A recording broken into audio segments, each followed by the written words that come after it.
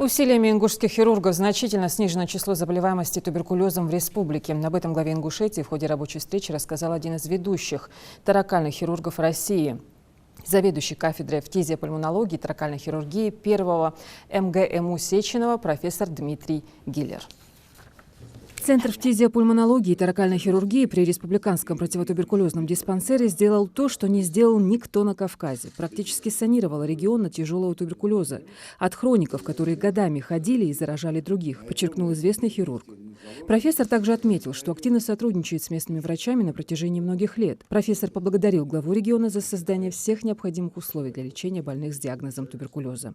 Он отметил, что туберкулез сейчас является одним из самых глобальных вызовов в мире, и каждый четвертый заболевший в России снимается с учета в диспансерах по смерти, а не в случае выздоровления. В свою очередь, глава региона выразил признательность за визит в Ингушетию и личный вклад в развитие фтизиопульмонологии в республике, продолжая оказывать кураторскую помощь, благодаря которой стало возможным успешное проведение высокотехнологичных операций. Я горжусь тем, что вы, человек с мировым именем, выбрали нашу республику для ведения. И этот проект дал реальные результаты, сказал Калиматов. У нас специалисты есть, и их еще ведут еще. Надо способствовать, чтобы они учились и дальше, и молодежь-то учить.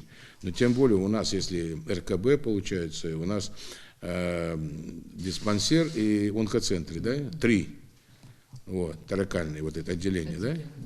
Вот, и они вот все оборудованы нормально. Ну да, там операционно стандартно. А вот вторую, это надо туб-диспансеры, да? Вот по другой, вот полностью пишите, сколько там, смету, значит, перечень этих оборудований, вам там что нужно. Тем более, если более 90%, значит, человек после хирургического вмешательства выздоравливает, это очень важно.